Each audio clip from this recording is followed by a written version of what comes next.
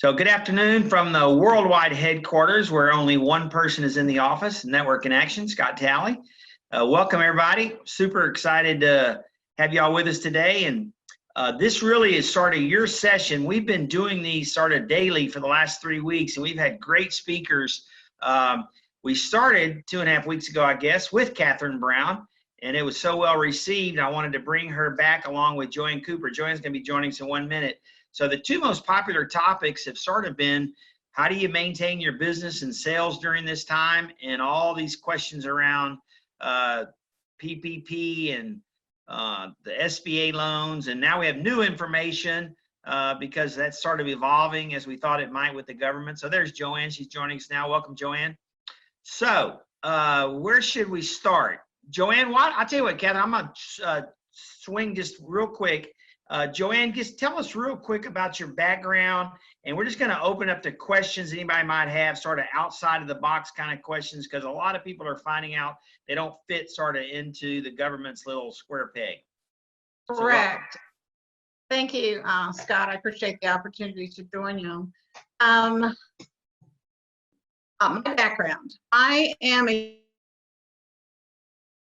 30-year banker, commercial banker. Native Houstonian. I've worked in the commercial business banking loan markets for 25 of those years.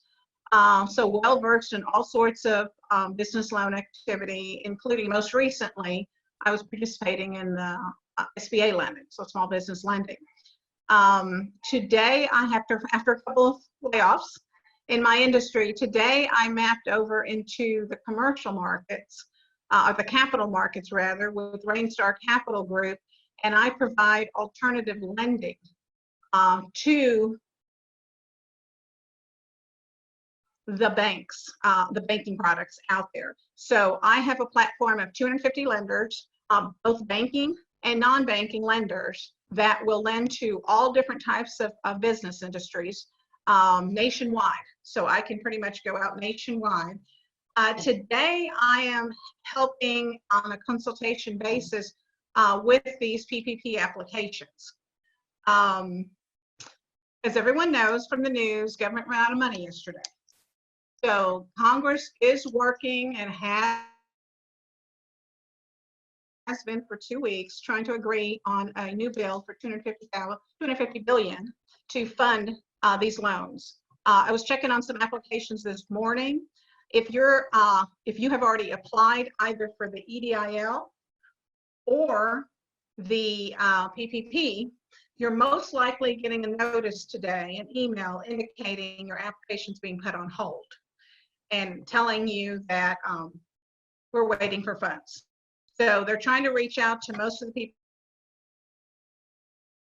people. So either your banker that submitted the PPP, or if you went EDIL, you're going to get a notice from the SBA indicating that your application is put on hold. If you received a pre-approval prior to yesterday's date with a funding number from the SBA, they reserved your funds. So you will be closing in the next 5 days.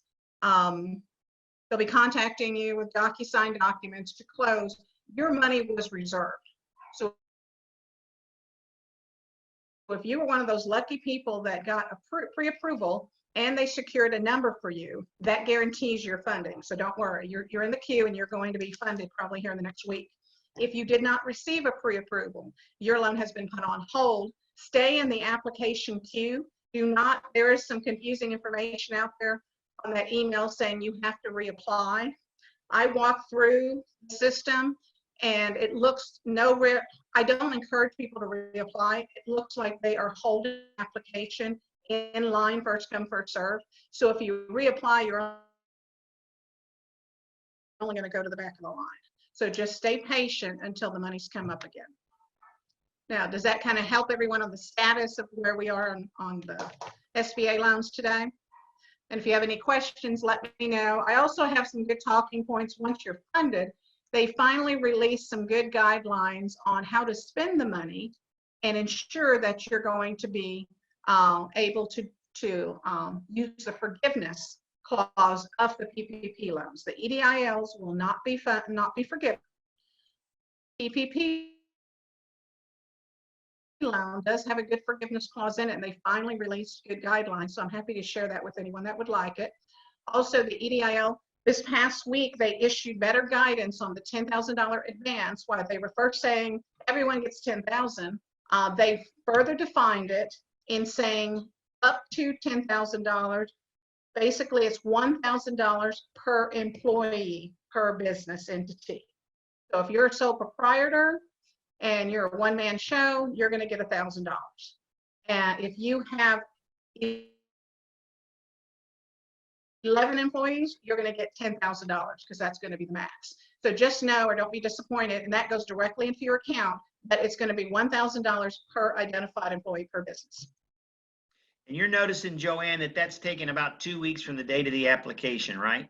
Yes, I tracked some of my clients, and it was about 15 days to start getting those advances in. So I would plan about 15 days for that, and it's taking about the same amount of time, 2 weeks roughly, from the day you submit your PP application to get assigned to a lender and get contact initially.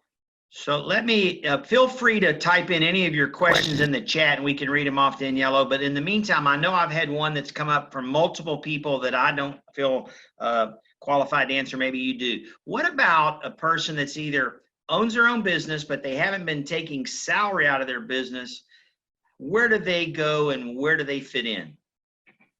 There is some confusion right now. They have not given us good guidelines on what happens to that business owner that just takes, dividends year in, out of. Essentially, you don't have a payroll, so you don't fit into this model that they have today. You're not going to qualify for either loan because you don't have employees. This loan is purely to keep, I keep explaining it, this is not working capital to keep a business afloat. This is purely money to keep your employees on payroll for the next 8 weeks until we open back up. And it's supplementing that, and then there's a forgiveness clause. So I want to jump in if I can. Some money is being built in there for expenses such as rent and utilities. Other than that, you're going to have to seek other ways to obtain working capital.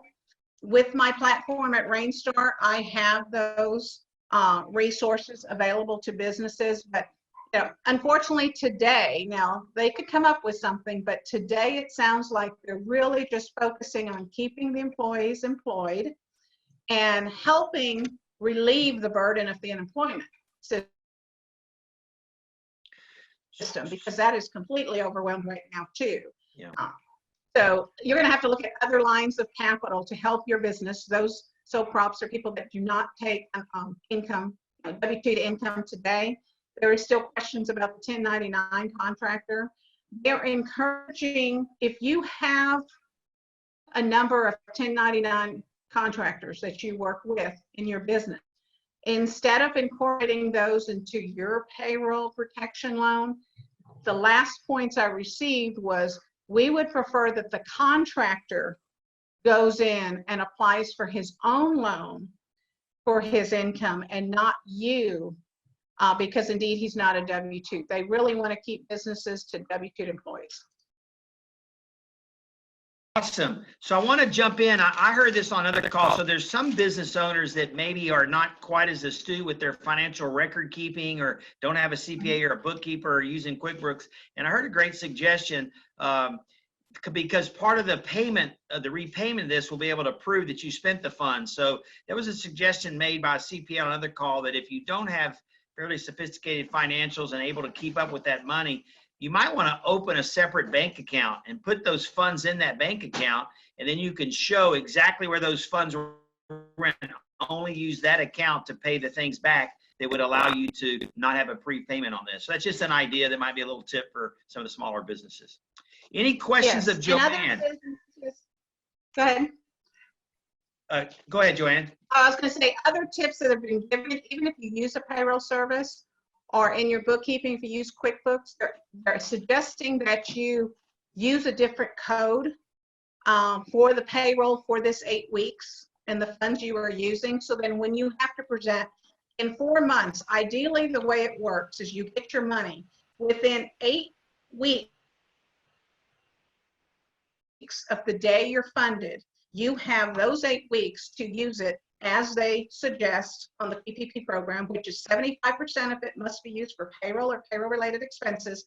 The remaining 25 can be used for utilities or rent or mortgage if you own your own building. Then at month 4, from the day, 4 months from the day you receive the money, you can go to your bank that issued the loan and ask for forgiveness on the loan. They in turn will give you a list of documents that they need you to present as proof of how you spent the funds. So what Scott is saying there, if you have a separate bank account, you can display your bank statements with an itemization of how you that's going to be very simple. But they're also saying if you're using QuickBooks or a payroll company, then you can code it separately for those 8 weeks. Why, and your bookkeepers and accounting will understand this better. But code your payroll for those 8 weeks while you're using your funds separately. Then you can simply download just that report to show proof that's what you use the monies for. Love that idea. Daniela, you got a couple of questions here, right?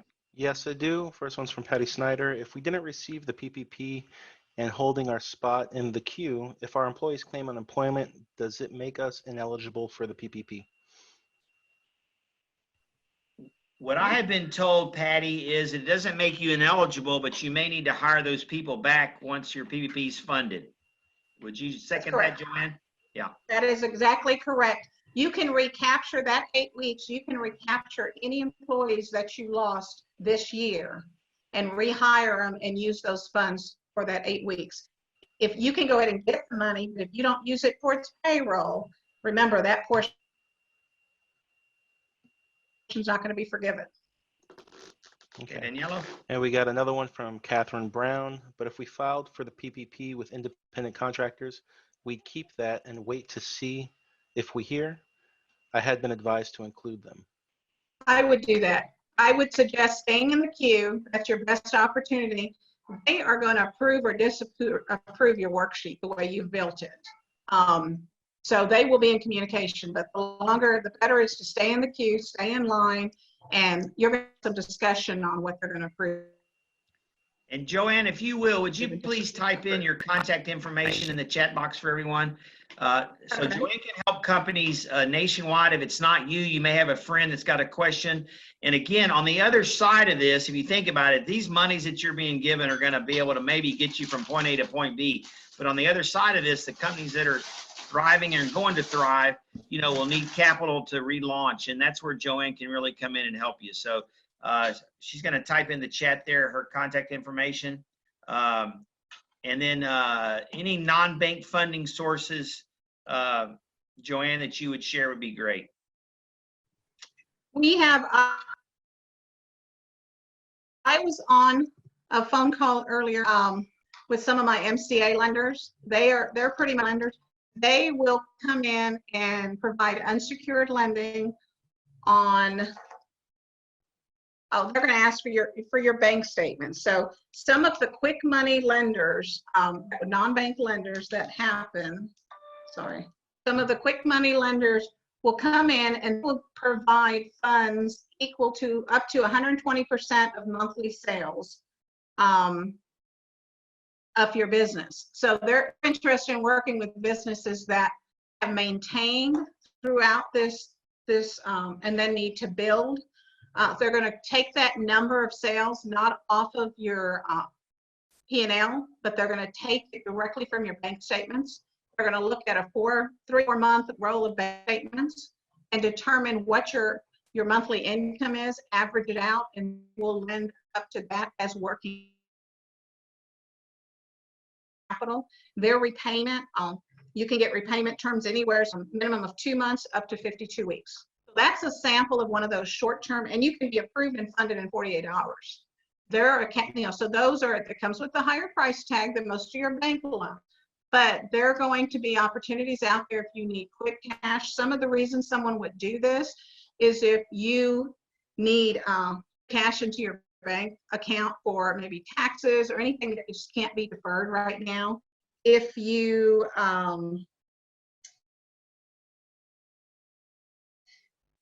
if you have a good opportunity for a business, for a contract, and you don't have the funds because it's been down, we can cash flow that working capital to you need to buy material or employees or whatnot to staff up to capture a quick contract. That's why you would use that loan versus maybe waiting, your 6 weeks on an SBA loan, or 3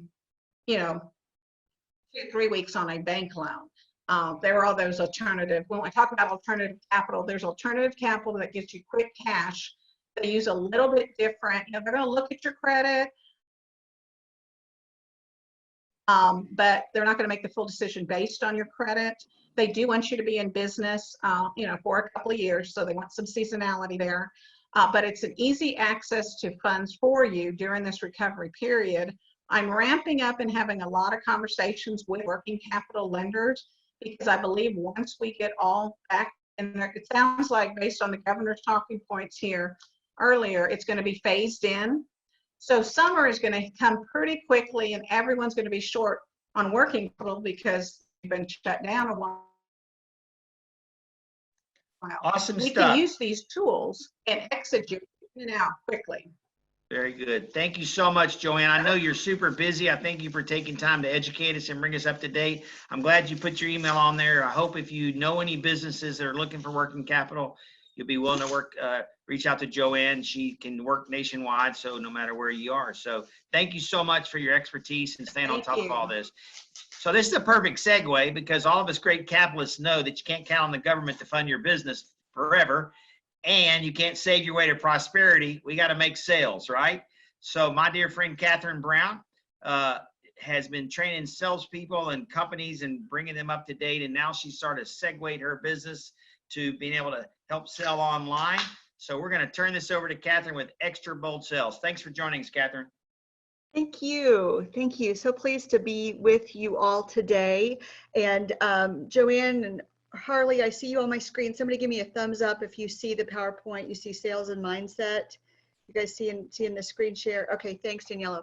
Okay, so I could have titled this talk, I'm gonna visit with you. I'm gonna try to go about 25 minutes and then take some Q&A and leave time for Scott for Q&A at the end. This could be an hour, so you're gonna have me be abbreviating some of my stories. And I could have called this talk, How to Not Sell Like a Jerk During a Pandemic. Okay, that's what we could have called it. I just was on a podcast earlier today, and the primary question people were asking is it appropriate to be selling right now? What should I do? And I think that the answer to that question is it depends on what you sell, and you certainly want to do it gingerly, thoughtfully, and treat others the way that you would want to be treated. But the short answer is, if you sell something that people still need, then the answer is yes, you should still be selling. You might just do it differently. So we'll talk about some ideas about that today. Couple quick things just about myself. I have done business to business sales. So this has been in technology, around professional services, medical device. I've sold into hospital systems, sold into all kinds of industries over many years. And about 3 years ago, I took everything I learned from those experiences and I turned it into a sales training curriculum. This is a snapshot of my life and family, and the lovely gentleman that's in the bottom center, my husband Ryan, and I next month will celebrate 26 years of marriage. And I mention him here because you're going to see that one of the things I think that people need to understand during any time period, but most especially during the sheltering in place and the unusual time that we're in, is that what we believe about selling and what kind of meaning we make about the interactions we have with others, it will drive our behavior, because we can't really act consistently differently than how we feel. And how we feel is largely driven by what we believe. So since we have this circle about how it works, it's very important that we pause and say, what am I believing about what is possible in doing business right now? Because that will drive our behavior. And a lot of my research that I cite and things I've learned have been influenced by my husband's research as a research psychologist. So I'm very grateful to him for the help that's been to me over the years, informing how psychology and selling go together. So this is where people are right now. about 50% of the clients I'm interacting with are basically hunkered down and saying, I'm not going to do anything much different. I'm just going to let this pass, because they're assuming that the fact that the government has said it'll be 8 weeks, or this is how the loan programs are structured, or different things, that's the best case scenario. And they're saying, I'm just going to try to ride this out. And about the other 50% are saying, I can't wait for that. I've got to pivot and start to decide what happens if things aren't ever really quite like they were. I don't mean that in a bad way, but what if people find they like working remotely? What if people want to buy more online? What if I change my buying behavior during this time and I don't want to go back to the way it was before? So about 50% of the people I'm interacting with are actively repackaging their offers, rethinking through things, and it's split pretty evenly. But what we know about the way humans interact, what we know is that when we feel afraid and we feel high anxiety, just as humans, that tends to make us feel kind of stuck in place. It's hard to think creatively when we feel scared. And I understand, depending on the industry that you're in, you might have had to let a lot of people go, and you might not be getting a check right now, or you might be worried about what you're going to do for your people, whether they're employees or contractors. And so I follow this psychologist on my personal Instagram, and I really like her. So I'm telling you all, I think you should follow her. Her name is Dr. Jen Hardy. And every few days she puts up a really clever quote that she holds. Actually, it's a post-it note that's on the Instagram page. And this one really got my attention. And she said, it's okay to grieve the loss of what you thought the next few months would bring. You don't have to bear it all with a smile on your face. You don't. It's okay to acknowledge there's some stuff that's really tough and disappointments. And we have certainly had our share of tears in my house for things that were supposed to happen, especially in the lives of my teenage children, and just huge disappointments of things that had to be canceled and moved. And that's just what's happening right now. But as quickly as we're able, we need to take the steps to take care of ourselves so that we can move from a period of grief into as close to normal selling behavior as we can get to, because that is the path to move forward. It's a path for the people who report to us, who count on us. It's a path for our families. It's a path for our personal goals, so we can generate revenue to hit those things. Now, from a selling standpoint, this is how people tend to think. Even in non-pandemic times, people's brain are always trying to do two things. They're always doing two things. They're trying to survive and thrive. I'm counting that as one thing.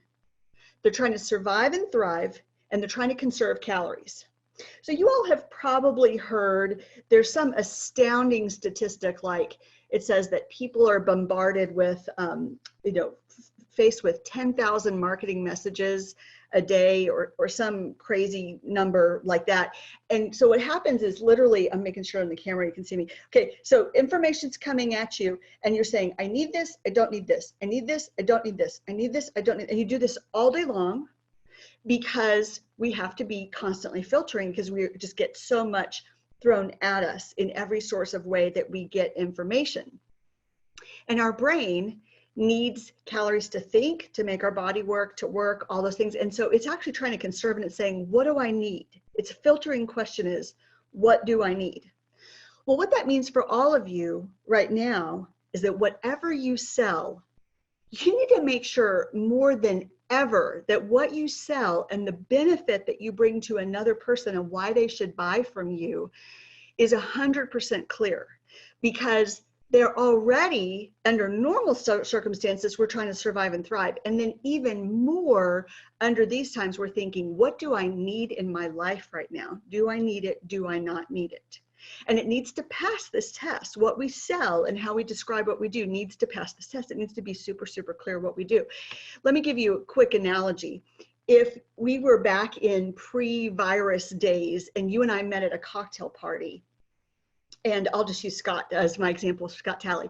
Scott and I meet at a party, and if Scott were not being clear and he were going to make this difficult for me to understand what he does, I might shake his hand. This is back in the old days when we would shake hands. I'd shake hands. I'd say, I'm Catherine Brown. And he'd say, hi, I'm Scott Talley. And I would say, Scott, tell me about you. What do you do? And he could say, well, X years ago, I started this business called Network in Action, and it's turned into this amazing franchise. And we have all these different things we do. We meet monthly, and people meet all over the country. And he'd go on with it with what could be kind of a long and confusing explanation. Well, in an analogy standpoint, what he's done is he's handed me an 8-pound bowling ball. And I'm holding the 8-pound bowling ball like this. I'll get up like this. I'm like this. I'm holding it, and metaphorically speaking, and I'm thinking, what is he saying he does? Oh, it's something about networking. Oh, okay, and it's a franchise. Oh, do I need to know it's a franchise? My mind is racing, but I'm being polite, so I say, oh, really? That's interesting. Tell me more. Well, then he hands me another bowling ball. Right, so now I'm holding 2 bowling balls, and I'm listening. I'm thinking, I'm still trying to understand what he said. What is it that he said he does? And what happens is, when we're unclear, it's like the bowling balls have Vaseline on them. Okay, like I can hardly hold on because I'm so distracted, because remember what I'm trying to do as a human? I'm trying to survive and thrive, and I'm trying to conserve calories. So we don't want to be giving people slippery bowling balls. More than ever, we want to be certain that what we sell, what we offer, is crystal clear. If you have any questions about whether what you sell is crystal clear, my contact information is going to be at the end, and you can email me and you can tell me what you'll do, what you sell, and I will tell you if that's clear, because we cannot make anything accidentally more difficult for the people that we want to serve during this time. And it's my opinion that no matter how complicated the thing is that you sell, you need to be able to explain it in 1 to 3 sentences. 1 to 3 sentences, okay? And I should mention, I'm seeing chat. You guys go ahead and post your questions, because we'll facilitate those at the end. So go ahead and ask me as we go through, but I'm going to keep going. A key point I want you to take from this is that when all that information is coming to us all the time, all day long, we are trying to make meaning and interpret what is coming at us. We're deciding, do I need this? Do I not need this? And we can't help it. It's the nature of being a human, is that we are interpreters of what is around us. The reason I'm covering with this with you right now is because the problem is that sometimes we make a situation, especially in selling, we make a situation mean something it doesn't have to mean. It doesn't mean, okay? And the problem is that often with our meaning making, we're not right. We're not correct. Let me give you some examples of what that looks like. 3 ways we make meaning. We make meaning about the world and how the world works. We make meaning about people-to-people situations, and we make meaning in our own brain about what we say about ourselves and what is possible. So first, the world. Some people might, this is also known as a worldview. This is where you find that people say things like, all politicians are dirty, rotten scoundrels. Or I have a client, they say this jokingly, but they sell things to banks, and they say all bankers are liars. Sorry to Joanne, I don't think that. Okay, but they really say that, kind of say it tongue in cheek, but they're like, oh, they're all lying. Okay, those are statements about how you think systems and the world works and stereotypes operate. And this matters in selling because we have an impression about what it means to sell, what sales means. Quick example I'll show you. I have been running a long time experiment asking people to write down what they think comes to their mind when they see the word sales or salesperson. And in the interest of time, I don't have time to collect those answers today, but I'm going to show you what other people who are business owners and sales professionals, well, they're people doing selling. And when I ask this question, what do you think of when I say sales or salesman? What kind of big picture ideas do you get? They say words like this. They say pushy, sleazy, doesn't listen, high pressure, Some people have sort of neutral words like product or service or shopping, so that's good. But we also have avoid at all costs, money, and obnoxious. Now, money could be good, but depending on the person's own story about what they think about money, money could be bad. We don't know about the person. We don't know what they were thinking when they answered that. But the point I want to make about this is that actually, whether you are cognizant of it or not, and it's in the forefront of your mind or not, we all have a worldview about what we think it means to sell. So if before the virus, if before sheltering in place, if before your current business challenges, you already felt kind of hesitant about being perceived as pushy and sleazy, and that was driving some of your behavior to not be real aggressive because you didn't want to come across poorly, I'm going to suggest that you're probably really struggling right now. And that's something that you can remedy. Okay, I want you to have hope that it's something that can change. But if you already had hesitations, which you guys, this survey was done prior to the virus, and this is what people said about selling. If that was true of you as well, then it's really challenging to think creatively and build positive beliefs about what selling could be. Now, here is a definition of what it could be for some people. One of my favorite sales authors wrote a book that some of you on the call know of because I've commended the book to you. And the book is called The Inner Game of Selling. And the definition of sales in the Inner Game of Selling book says that selling is a process of identifying or satisfying people's wants or needs. And this is my favorite part. Second sentence, it's creating extra value for them above the price they pay you for it.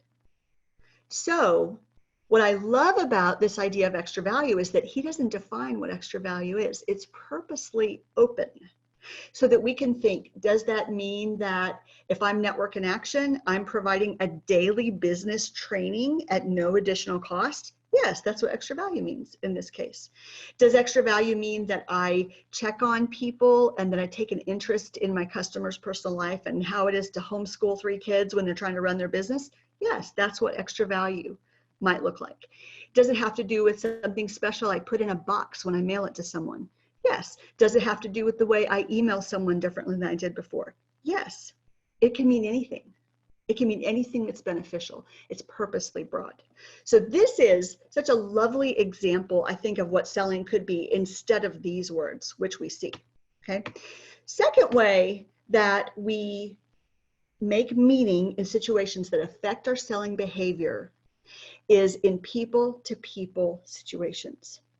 And so this is in selling, this is everything like, well, I've emailed them and I've asked them if they want to come to my webinar, or I asked them if I could do the drop off at their door since they can't come by the store anymore, and I didn't hear from them.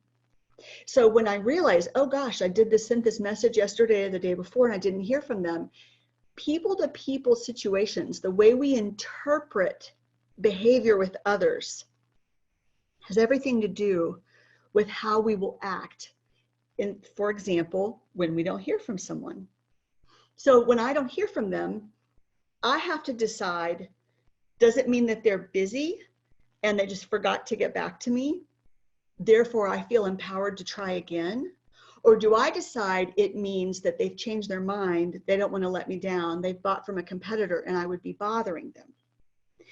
The point I want you to understand is that when they don't return your call, because we are meaning makers, we can't help but assign a meaning to the fact that they didn't get back to us. I'm not telling you don't assign a meaning. I'm saying take control over the meaning you do give it. Because can you see how disempowering and ultimately unhelpful to your prospective customers it is for you to decide, if you try someone one time and they don't get back to you, that you don't follow up? Can you see how that decision about what the silence means plays out in your behavior? Can you see how that would affect things? If you were to decide it means they're busy, I bet they'd appreciate it if I try again. You're coming from a position of empathy and thinking they're probably trying to homeschool their kids and live in this new reality. And I know in the past they enjoyed working with me, or they expressed interest in hearing from me. Therefore, I'm going to give them the benefit of the doubt and I'm going to try again. The point I want you to understand is that everyone is always making meaning. Where you have agency and self-control is to decide if the meaning that you are assigning something is useful and helpful to you and to them. If it's negative and it is starting to play into worry and fear and not giving them the benefit of the doubt, then that is not a way to make meaning that's helpful. It's going to sabotage you in selling. So remember, the problem is that we want to be a little bit suspicious of ourselves and know that we're not always right, and ask ourselves, could this mean something different? Could this mean something different? Another quick example that comes to my mind is just yesterday I was talking with my husband about some work that he's been reading on emotion. And we were discussing that when you have that physical sensation, let's say that I'm about to go speak on a stage. And sometimes when I speak on a stage, my saliva dries up. That's just a sign for me physiologically that something is happening that is a response to arousal and a little bit of stress, you know, in selling situations sometimes. Well, if I have my mouth dry up a little bit and I tell myself, oh, I'm nervous, then what I just did is I closed the loop that says every time this happens, you are going to choose to believe that that means you're nervous. What happens if I say, I'm excited or I'm happy? Does that change the way I deliver the speech? Does it change the way and bring down my arousal so that the saliva starts flowing in my mouth again? Yes. You can hack the system. You can choose to believe what is helpful to growing your business, and you can hack the system in your body, which is, I think, pretty amazing. Last section I'm going to touch on is self-talk. It's particularly important that we take 100% responsibility during this time to look at our external environment and what kind of information we are taking in and whether that helps us to becoming in a position of creativity in selling. My personal decision, I would encourage you all to consider this. It's up to you, of course. My personal decision is to watch 15 minutes of news or less a day in total. Everything I need to know, I can find out in 15 minutes. I get a morning message. I follow the skim. I get the skim. It tells me 4 high point stories. And at the end of the day, sometimes I ask my spouse, is there anything else I need to know? I already know that my investments are down 25%. I already know that my child's college savings is down 25%. I already know what my own bank account looks like or doesn't look like. I already have all that information. It is unhelpful to do things that put me in a state of worry and fear. And I think a mistake a lot of business owners make is they confuse being informed with actually taking action. And my opinion is taking action is taking full stock of what we tell ourselves. So be very, very mindful of the things that we allow to live in our head about negative self-talk, about what is possible, what we're able to do, and what someone will and won't want to buy from us. A couple quotes I like from this book I referenced earlier, The Inner Game of Selling. Especially this top one is that says, your ability to sell is much more an issue of who you are than what you know. If his statement is true, if this is about who you are, then that would change the whole context about what it means to sell. Can you see how I keep referencing creativity in selling? If you as a human are reaching out in true sincere care for people, and you frame your email, you frame your offer in light of what's happening right now, people will know that and they will respond in kind. They will say, yes, I'm interested, or no, we're not right now, right? But it needs to be an outflowing of who you are as a person who sees, hey, what I have to offer can still make someone's life better. If that's true, don't stop. Don't stop. Pay attention to what you tell yourself all day long. What kind of thoughts do you entertain? I remind you one more time of this way that you could be defining selling. that is a process of identifying and satisfying people's wants or needs. So if what you sell is still useful to people right now, then the question is, how do I get it to them? How do I deliver it to them? And you all, that might need to change. I mean, if you had a brick and mortar store that's not essential services, you need to have an online store. If you used to go into people's homes and advise them, I have a friend who was a personal organizer, and she would go into people's homes and offices, and she would literally help them go through junk drawers. Well, all that has to be done a different way now, but she's figuring it out. She's figuring it out. So we can pivot in most industries. We can figure it out. So if you can still help people solve a problem, then I would love to think with you about how that could look different. Back to this idea of meaning. What if you could decide that selling right now, if done thoughtfully and carefully, means that you're showing love and care for another person? I think especially in light of where we are in people needing connection and needing assistance, Network in Action is providing abundant resources to people. In some cases to people who are not even clients yet, saying, we want you to flourish. We want you to be with like-minded people. We want to weather this together. Those are examples of adding extra value in selling during this time. I think Scott has modeled that well. I'm really pleased with what I've seen with that. Just a couple ways you could follow me and ask me questions. And if there's something that I'll put in the chat in a second, if there's something that you want to ask that you don't want to ask in front of other people, you can send me an email.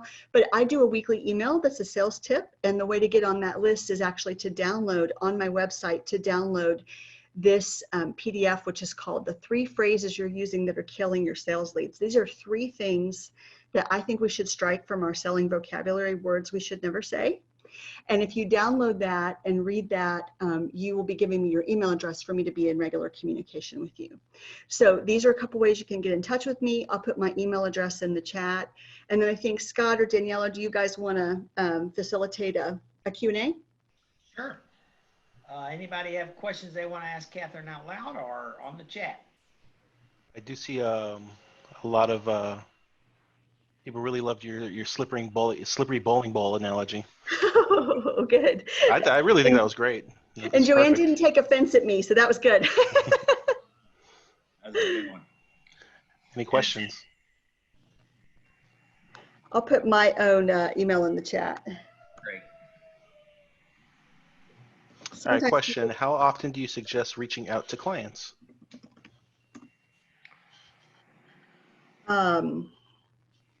Thanks, Stephen. Okay, so I'm going to answer this the way it was written, which is to say that they are clients, as opposed to prospective clients, right? Because those could be 2 different things. If they're clients, and you remember the definition of selling, which is offering additional value above the price that they pay for something, then I think weekly is appropriate.